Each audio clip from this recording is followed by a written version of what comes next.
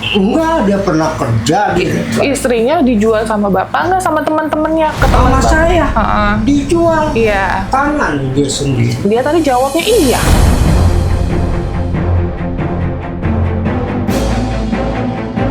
Ada wartawan nih, Iya Pak. saksiin ya. Iya.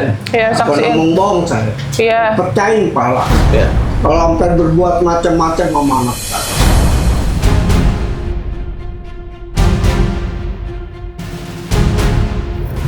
Pak, tuh istrinya udah ngaku kalau misalnya sering digituin sama teman bapak. Ya itu Dikasih duit direfleksi. katanya. Direfleksi, tapi duitnya nggak nyampe ke saya. Oh.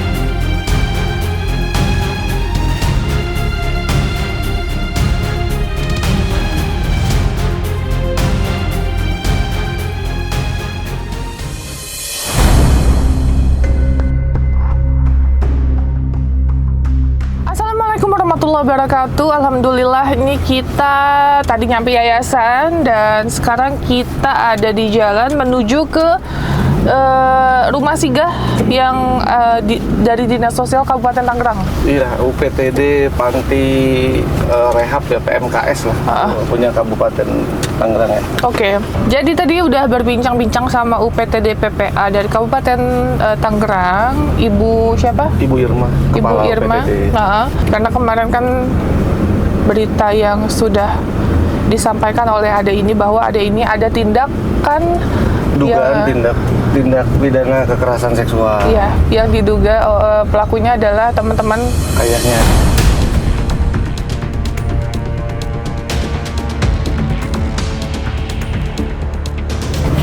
Nah, tapi pada saat kemarin pengecekan gimana Mas hasilnya? Oke, iya jadi setelah kejadian rame itu warga rame semua, akhirnya kita kan kita sepakat untuk bantu mediasi antara warga dengan keluarga adik ini. Dan ya alhamdulillah ayahnya setuju untuk proses pembuktian atau klarifikasi ya. Iya. Nah, akhirnya ayahnya ini maulah untuk ke Polres bikin LP supaya adik ini bisa divisum secara medis gitu kan. Nah, kemarin ini sebetulnya hasil visum secara lengkapnya itu memang kewenangan penyidik gitu kan, tapi memang pihak keluarga itu bolehlah diinformasikan sekilas aja sebetulnya gitu ya. Jadi pada intinya visumnya ini tidak ditemukan tanda-tanda tindak pidana kekerasan seksual.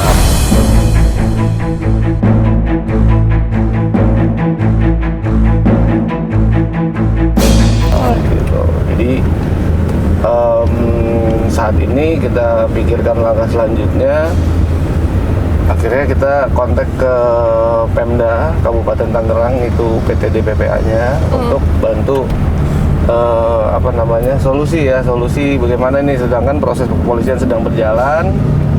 Yang pastinya juga kita harus menghormati proses-proses penyelidikan gitu kan, walaupun hasil visumnya belum ditemukan, tapi mungkin nanti ada pengembangan dan ada proses-proses selanjutnya. Jadi begitupun juga antara saksi korban dan saksi ini kan anak usia di bawah 12 tahun, ibunya juga tunawicara. Jadi untuk proses kemarin itu, proses dimintai keterangan itu emang agak kesulitan gitu kan.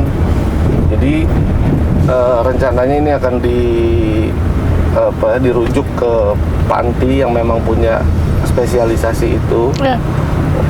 Supaya nanti ketika dimintai keterangan atau memang ada proses-proses lainnya itu, misalkan menyembuhkan mentalnya dan lain-lain, itu bisa sekaligus berjalan, itu sih tujuannya.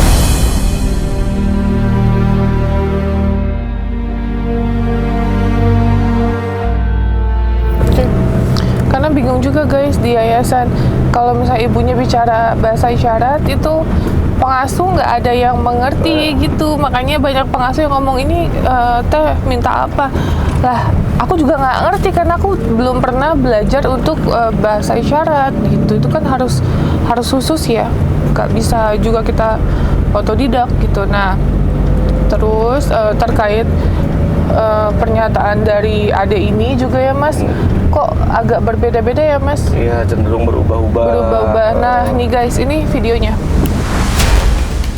Pernah tidak diituin teman ayah? Sekali doang. Sekali doang. Emak berapa hari tuh? Dimasukin gak ke punya kamu? Luarnya doang. Luarnya doang. Berarti nggak pernah sampai masuk dong. Terus kenapa ceritanya sama dokter sampai masuk? Hah? Keceplosan. Keceplosan. Terus kenapa ngomongnya sama Pak Polisi sampai Sama. masuk? Keceplosan juga.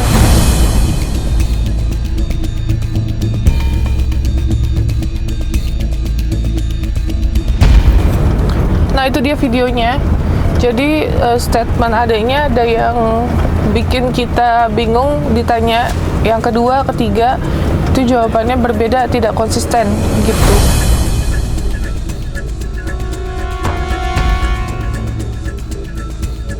Jadi gimana tuh Mas kalau kayak gitu? Iya, jadi memang seperti yang kita sebutkan tadi ya, kendalanya yang pertama meminta keterangan anak di bawah umur. Nggak ada masalah. Itu kan memang perlu bantuan keterangan ahli gitu kan. Dalam hal ini bisa dari peksosnya Dinsos atau dari psikolog yang nanti akan dituangkan juga dalam surat keterangan ahli bahwa hasil wawancaranya kesimpulannya seperti apa gitu kan. Yang kedua, kalau dari ibunya yang tunawicara tadi, ini juga kendalanya ibunya tuh mungkin nggak ada pendidikan SLB sebelumnya tentang pendidikan bahasa isyarat. Jadi bahasa isyaratnya tuh ya punya dia sendiri aja gitu, dan nggak bisa kita deskripsikan apa ini gitu. Itu sih kesulitannya.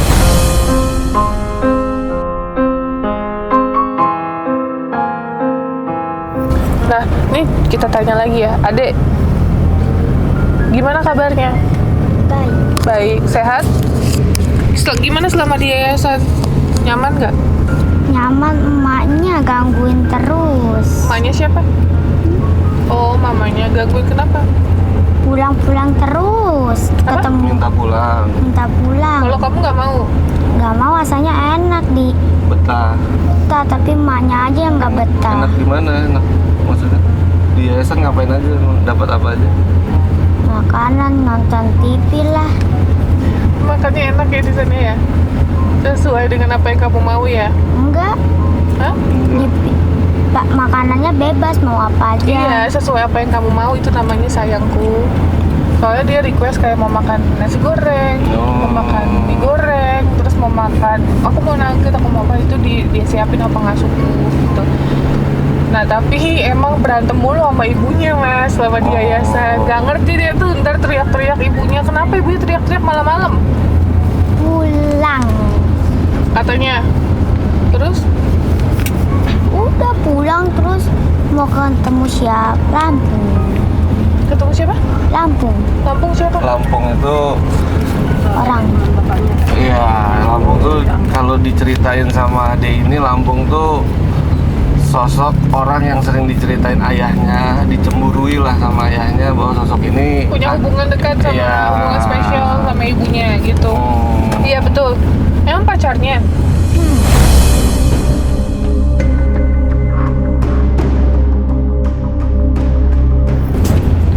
Nah ini Tante Novi mau tanya, emang kamu bener nggak diituin sama temen bapak kamu, Pernah. temen ayah? Sekali. Siapa namanya? Gendut. Yang gemuk badannya Iya. sekali. Diapain? Dia dibukain apanya tuh? Apanya dibuka? Apa ini ya Mas, terkena mental nih? Kok aku feelingnya itu ya? Iya, jadi kalau menurut tadi ya diskusi kita sama tim UPT DPPA, kemungkinan itu kita nggak tahu nih bedain mana halusinasi, hayalan sama fakta di keterangan ade ini gitu kan. Tapi memang bisa jadi triggernya adalah tadi kan juga ada tuh warganya tuh dua orang 3 orang tuh Bu Haji yang satu kompleks sama mereka ini. Memang dengan kehidupan yang rumahnya yang kurang layak, kondisi itu dan lifestyle ayahnya yang sering mabuk dan bawa temennya mabuk di rumahnya, kemungkinan bikin dia secara mental nih down gitu kan. Jadi punya bayangan yang enggak ya, wajar lah karena dia ini kan perempuan gitu kan. Jadi mungkin entah ini ketakutan dia ketika ketemu teman-teman ayahnya atau memang beneran kejadian gitu. Nah, atau memang dia nggak nyaman dengan kondisi itu yang perlu kita terjemahkan kan gitu. Paling itu sih, jadi makanya tadi juga udah ada kesepakatan tuh warga-warganya, RT-nya alhamdulillah ada program juga mau bedah rumah. Jadi rumahnya mau dibedah, mau dibikin hidup lebih layak lah ya Mas daripada sebelumnya gitu kan. Rumahnya tadi nggak layak banget.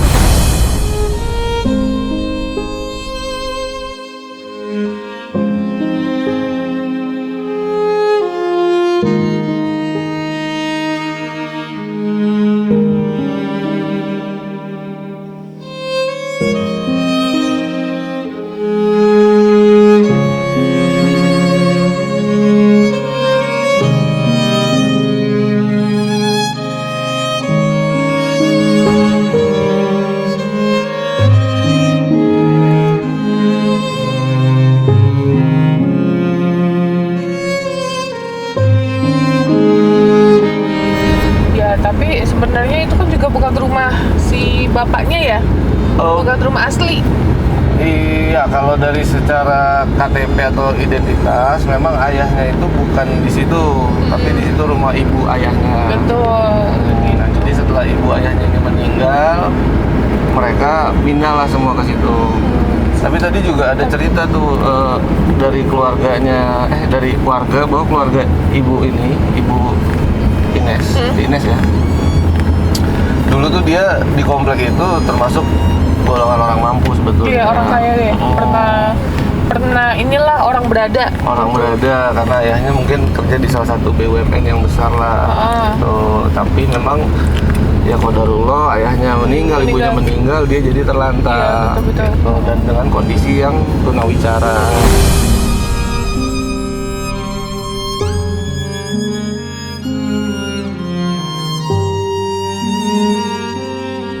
Menurut cerita info tadi ya, Menurut cerita warga sekitar situ. dia pun belum lahir ya Mas? Belum, masih jauh itu. Jadi Tapi Mas, ini Masya Allah ya, Pak RT juga baik ya. Even ini bukan rumah asli dia gitu, tapi mau difokuskan untuk adanya pembangunan. iya, jadi Swadaya katanya. Swadaya masyarakat. Swadaya Iya, masyarakat betul. Itu kan sekitar. kalau menurut keterangan Pak RT-nya itu kemarin itu memang mereka secara warga kan maksudnya terpikirkan gara-gara ada podcastnya Tenovi di sana tuh di rumahnya yang betul. akhirnya kita tanyakan emang kalau mau dilaporkan emang mau gimana gitu. Nah dari situ mereka rapat RT, ya hasilnya cukup bagus gitu kan, atensi dari warga masyarakat itu sampai akhirnya tadi konklusinya mereka sampaikan mereka mau bedah rumah supaya misalkan entah ini dugaannya terbukti atau enggak, setidak-tidaknya adik dan ibunya ini hidup di tempat yang layak. Betul. Somewhere along the way, somehow we ended up at a crossroad and we got lost. Oke, itu aja sih. Ini aku jujur kalau nanya sama adiknya bingung. Ntar hari ini jawabnya ini, terus besok beda lagi. Itu kangen sekolah nggak? Hah? Kok enggak? Dia nggak mau sekolah, kenapa? Nggak apa-apa. Dibuliin terus. Dibully kenapa? Aku dinulis juga dijambak kerudungnya. Jadi kasih Pak Lurah ya, amplopnya ya. Bilang apa Pak Lurah? Makasih. Pak Lurah, baca tuh. Bacanya apa? Ayo baca. Baca Nggak coba. bisa baca. Coba baca. Bisa, ayo. Bapak Lurah Kuta Baru. KUTA. Bacanya apa?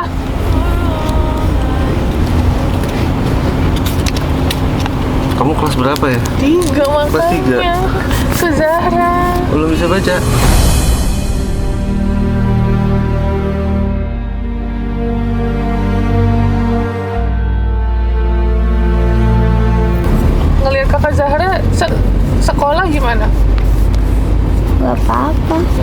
sekolah?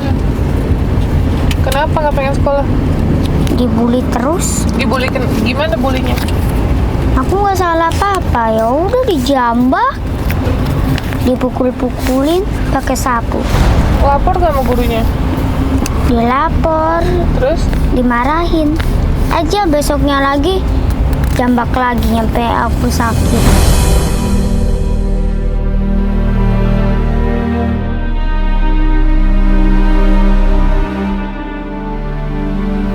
Terus kamu kenapa belum bisa baca? Setiap hari katanya tidurnya kurang ya? Sering tidur di kelas, bener nggak? Enggak, Nggak pernah tidur di kelas? Katanya kurang tidur.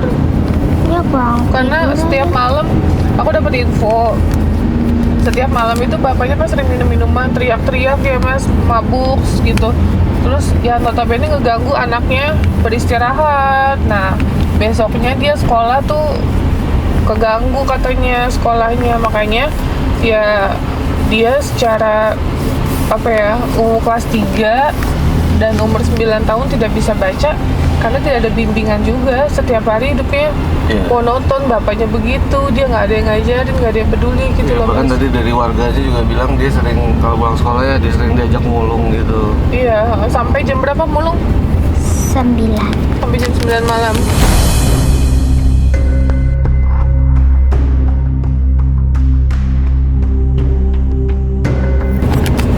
Malam terus dapat duit berapa? Kadang 15, emak cepet aku gocap. Emak cepet maksudnya? Maksudnya Cepet berapa? 10.000. 100. 100.000 Aku 50. dikasih 50.000 buat apa duitnya? Untuk ayam mabuk.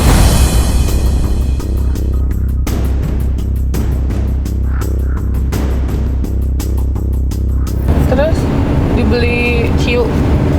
Hah? Tapi jajannya aku masih ada. Berapa sisanya? Gak tahu. Terus kamu sering gak makan kan? Sering. Tapi makan mie terus. Jadi ntar lambungnya jadi sakit. Siapa yang ngajarin tuh makan mie lambungnya sakit? Temen diajarin. Gak boleh makan mie terus. Oh, Terus sering minta nasi sama tetangga nggak? Nggak pernah. Dikasih aja. Ya Dikasih. udah, aku makan.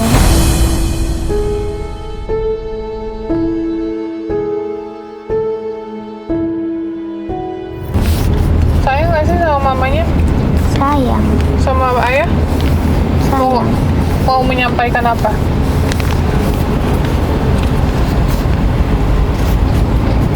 kamu mau bilang apa? Kan selama ini kamu nggak ketemu ayah nih karena di rumah aman dulu sementara proses berjalan. Ntar emak ajak pulang terus, jadi aku nggak bisa tidur.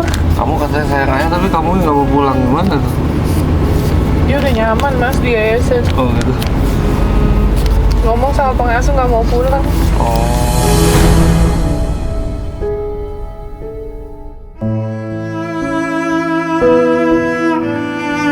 Ya, bener. Jangan iya gitu. Betul nggak? Iya. Nah, kalau bicara tidak boleh gini, ya. Oke? Harus berbicara. Cara. Nah, oke.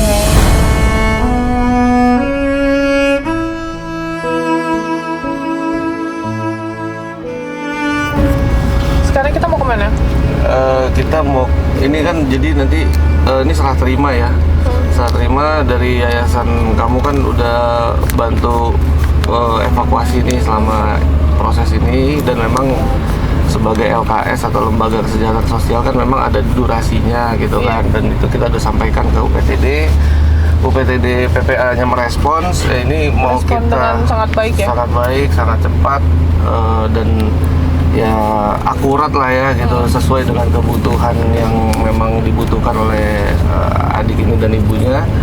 Jadi nanti kita mau serah terima ke apa namanya PMKS namanya itu panti atau yayasan PMKS yang miliknya Dinsos Kabupaten Tangerang. Di sana kemungkinan akan 14 hari lagi gitu ya untuk sementara diamankan sementara nanti proses berjalan dari pihak UPT DPPA dan warga akan bantu juga untuk pendampingan ke Polresnya. Betul. Relawannya ya. Relawan dari UPT DPPA-nya.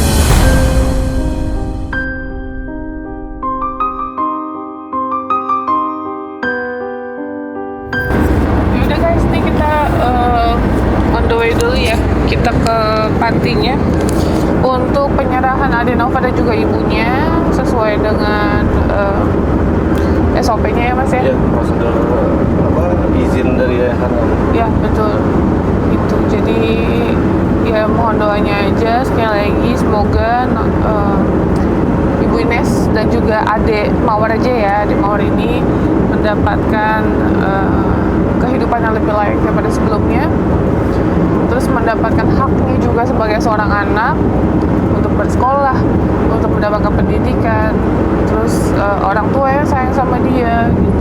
Ya selayaknya anak-anak pada umumnya lah ya.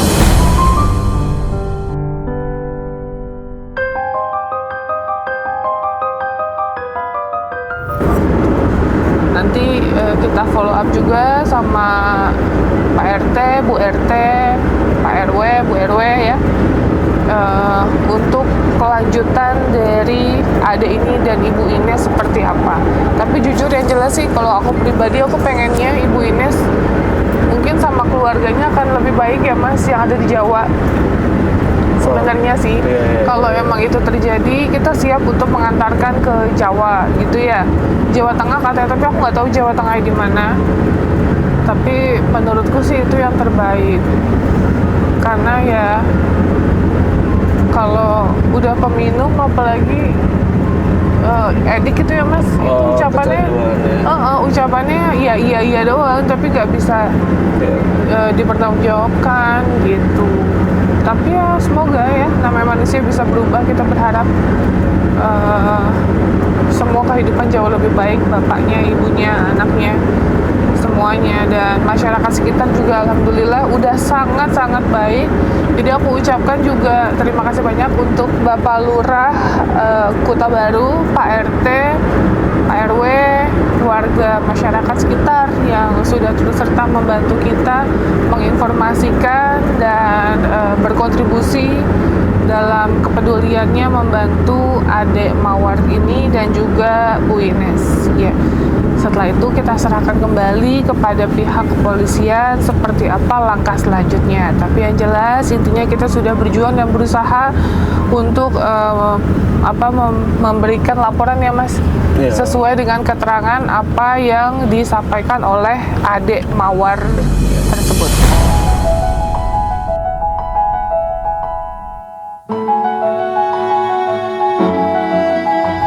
Oke, sekali lagi terima kasih banyak.